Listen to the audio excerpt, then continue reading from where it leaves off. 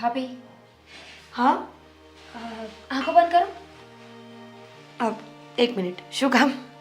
કરો તો સહી, ક્યારેક તો મારી વાત માનો. મારશો નહીં ને? નહીં.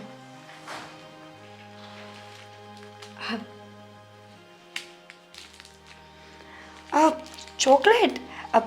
અત્યારે નહીં ખાતા, પછી. શેની ખુશીમાં? ચોકલેટ ખાવા માટે ખુશીની શું જરૂર પડે? અને એમ પણ મારે તમારી સાથે છે ને વાત કરવી છે. તો કરો ને, હું અહીંયા તો ઊભી છું. એમાં ચોકલેટ દેવા માટે ચોકલેટ દેવાની શું જરૂર છે? રિશ્વત, યુ નો. અચ્છા, હવે સિરિયસ વાત કરીશું. હા ભાભી. ભાભી, હા. હું છે ને કાલે તમને ખોટું બોલી હતી. શું? અચ્છા, એટલે નિશા આપણી સોસાયટીમાં નથી રહેતી, પણ તમે મને ખોટું બોલ્યા કે નિશા આપણી સોસાયટીમાં રહે છે, એ જ ને? ભાભી, તમે તમારું મગજ ઘરે મૂકીને આવો છો તમારા પિયરમાં? ના. ચૂપચાપ મારી વાત સાંભળજો. કાલે હું ખોટું બોલી હતી કે હું નિશાના ઘરે એને મળવા ગઈ છું. એ નવી નવી આપણી સોસાયટીમાં રહેવા આવી છે, પણ જો કે નિશા નામની કોઈ છોકરી જ નથી. હું નિશાને મળવા નહોતી ગઈ અને હું એક છોકરાને મળવા ગઈ હતી. હું તો ગઈ, અને મારી પહેલા તો તમે ગયા. મેં તમારા ભાઈને કહી દીધું ને કે નિશા આપણી બાજુની સોસાયટીમાં રહેવા આવી છે અને તમે એને ઓળખો છો, તમારી ફ્રેન્ડ છે, અને એ વાત મેં કરી છે એટલે હું તો ગઈ. શું ઉતાવળ હતી તમને? શું ઉતાવળ હતી કે ભાઈની સાથે વાત કરો? મેં જાણી જોઈને નહોતું કહ્યું, પણ ફ્લોમાં ટંગ સ્લીપ થઈ ગઈ, નીકળી ગયું મોઢામાંથી. સોરી. હવે એક કામ કરો, ક્યાંય પણ છે ને એક નિશાનો ઇંતજામ કરો. ફટાફટ એક ઘર ગોતો ને નિશાને ત્યાં મૂકી દો. કિસી કો પતા નહીં ચલેગા. નહીં, એની જરૂર નથી. હું એક છોકરાને પ્રેમ કરું છું. હું તમારા ભાઈને કહી આવું. શું પણ ભાઈને કહી આવું? પેલા આખી વાત તો સાંભળો. પણ હા, મમ્મીને લોકો બહાર છે ને ત્યાં સુધી મારી વાત સાંભળો ને, મને સપોર્ટ કરવાનો છે. બોલો. ભાભી, એનું નામ દેવાંગ છે. આપણા ઘરે જે પેલો છોકરો વ્યાજના પૈસા દેવા આવે છે, પેલો ફોરેનર જેવો છે, પૂર્યો પૂર્યો, એ જ. એ તો મસ્ત લાગે છે. હા. હા, પછી? બસ એને પ્રેમ કરું છું ને એની સાથે જ લગ્ન કરવા છે. તમે પ્લીઝ આ મમ્માને સપોર્ટ કરશો ને? 10 રૂપિયાની ચોકલેટમાં હું મારો જીવ ન ગુમાવી શકું ને? નહીં, હું તમારી કોઈ જાતની મદદ નહીં કરી શકું, અને તમે પણ પ્રેમના ચક્કરમાં ન પડતા દામિની બેન. હા ભાઈ પ્લીઝ, મેં કંઈ જાણી જોઈને કર્યું છે, અને ઓન સિરિયસ નોટ કહી રહી છું. હું એને છે ને બહુ જ પ્રેમ કરું છું, અને એની સાથે જ લગ્ન કરીશ. અને જો મને એની સાથે લગ્ન ના કરવા દીધા ને તો હું મરી જઈશ. દામિની બેન, તો તમે એને સાચે જ પ્રેમ કરતા હશો.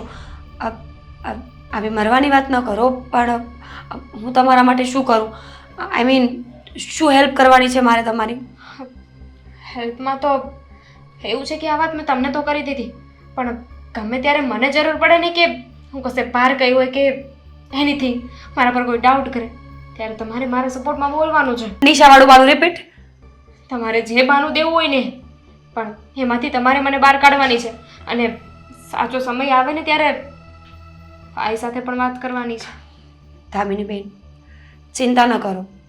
તમારી વાત જાણ્યા પછી મને લાગે છે કે તમે ખરેખર પ્રેમમાં છો. સાચું કહું ને તો મને તો મારો પ્રેમ ન મળ્યો. આઈ મીન, તમારા ભાઈને હું બહુ ચાહતી હતી, સગાઈ થઈને ત્યારથી જ, પણ એમણે મને સમજવાની ક્યારેય કોશિશ જ નથી કરી.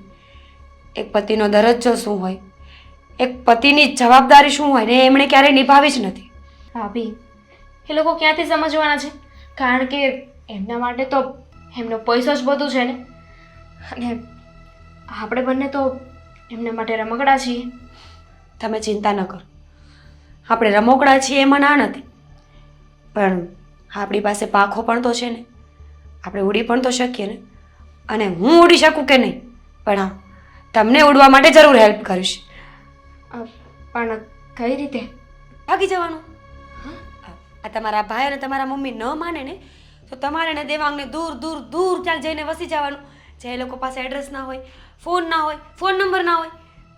પછી અહીંયાનું બધું હું સંભાળી લઈશ. હા, ઓકે.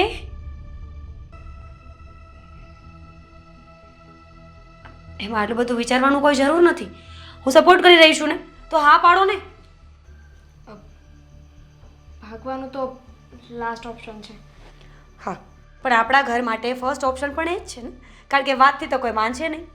હવે તમારે મદદ જોઈતી હોય તો ઠીક, બાકી આ મારી ચોકલેટ ને હું આ જાઉં, થઈ જશે બધું.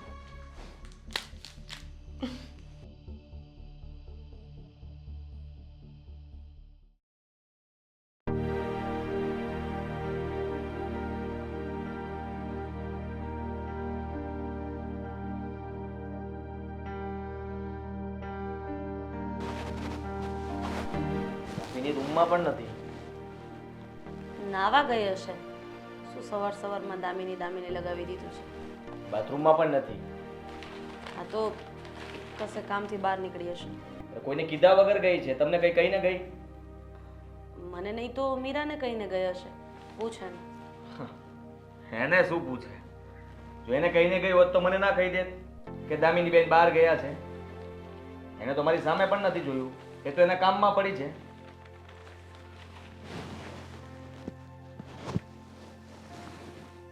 હું 1 મિનિટ એને ફોન કરી છું. દામિનીનો મેસેજ આવ્યો. શું મેસેજ આવ્યો છે? અરે મેસેજ આવ્યો છે કે આ કોઈની સાથે લગ્ન કરવા જઈ રહી છે. શું? હા. આ તું શું બોલી રહ્યો છે? ભાન છે તને એની? અરે એને મેસેજ મોકલ્યો છે. હું થોડો બોલું છું. વાંચો. હું કોઈની સાથે લગ્ન કરીને મારા નવા જીવનની શરૂઆત કરવા જઈ રહી છું. ના પાડી હતી મેં આ છોકરીને, ના પાડી હતી કે અમારું નાક કપાઈને એવું કોઈ કામ તું નહીં કરતી, પણ છેલ્લે એણે મારું નાક કપાવે પાર કર્યું. શું ઇજ્જત રહી જશે આ સમાજમાં મારી? ફોન પણ બંધ આવે છે. ફોન બંધ કરી દીધો ડોફીએ. છોડી તારે દો મને. જે કરવું હોય ને એ કર, પણ મને 1 કલાકમાં આ બંને હાજર જોઈએ. જેને લઈને ભાગ્યું હોય ને એને પણ મારી નજરની સામે લાવ, નહીતર ન થવાની થઈ જશે આદિત્ય. ખબર તો પડવી જોઈએ ને મને કે કોની સાથે ગઈ છે. હા, આમને ક્યાં ગોતવા જઈશ? આખું શહેર ફરી વળીશ ને તો પણ મને મળશે નહીં જલ્દી. એના સંબંધ મીરા સાથે બહુ સારા છે. એક કામ કર, પહેલા છે ને તું મીરાને શાંતિથી પૂછ. આ વાતની એને ભનક ન લાગવી જોઈએ કે તને ખબર છે કે એ ઘર છોડીને જતી રહી છે. સમજ્યો? મારાથી શાંતિથી હવે વાત નહીં થાય. હું મારી રીતે એને પૂછીશ. આદિત્ય, તું સમજવાની કોશિશ કર. અત્યારે આ વાત જોર જોરથી રાડો નાખીને બોલીશું ને તો આખા ગામને ખબર પડશે. હવે એણે ફોન સ્વિચ ઓફ કરી જ દીધો છે ને. હલો, તમે બધા પંતરોને ભેગા કરો અને સાંભળો. હા છે ને, બધી જગ્યાએ તપાસ ચાલુ કરી દો. અમારી બેન છે ને ઘરની બહાર ગઈ છે. આપણે એને ગોતવાની છે. સમજ્યા તમે? હું તમને કહું છું એટલું કરો. હા, બધા અલગ અલગ જગ્યા પર જાઓ ફટાફટ. એક પણ મંદિર બાકી ના રહેવું જોઈએ.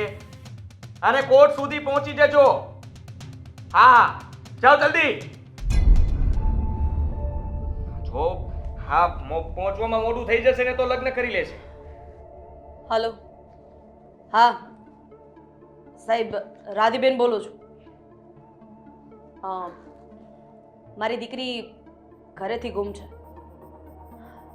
તમારે જ્યાં જેટલી પોલીસ લગાડવી પડે એટલી લગાડીને નાકાબંધી કરાવી દો, પણ મારી દીકરી 1 કલાકમાં મને મારા ઘરે જોઈએ, કોઈ પણ કિંમતે. અને આ એક છોકરાનો ફોટો પણ હું તમને મોકલી રહી છું.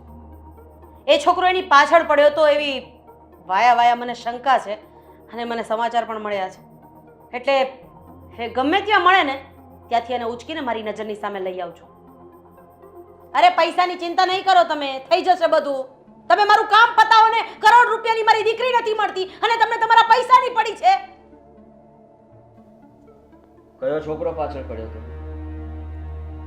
જો બેટા, મને આખી વાતની ખબર નથી. મને જેણે વાત કરી હતી ને, હવે એની પાસેથી હું એનો ફોટો મંગાવી લઉં છું. તમે કયો છો તો પછી મીરાને તો ખબર હશે ને. એક વખત એને જ પૂછી લે, કારણ કે આ બંને જણીઓને ઘણી વખત છાની માની વાત કરતા મેં જોઈ છે. એટલે મને એવું લાગે છે કે ક્યાંક ને ક્યાંક આપણું જ ઘર ફૂટેલું છે. એટલે જ એટલે જ આપણી દીકરીએ આપણા ઘરનો ઉમરો વટાવ્યો છે. તું ગમે તેમ કર આદિત્ય, મારું બીપી લો થાય છે. મને બંને જણા જીવતા મારી નજરની સામે જોઈએ છે. લઈને આવું છું. હા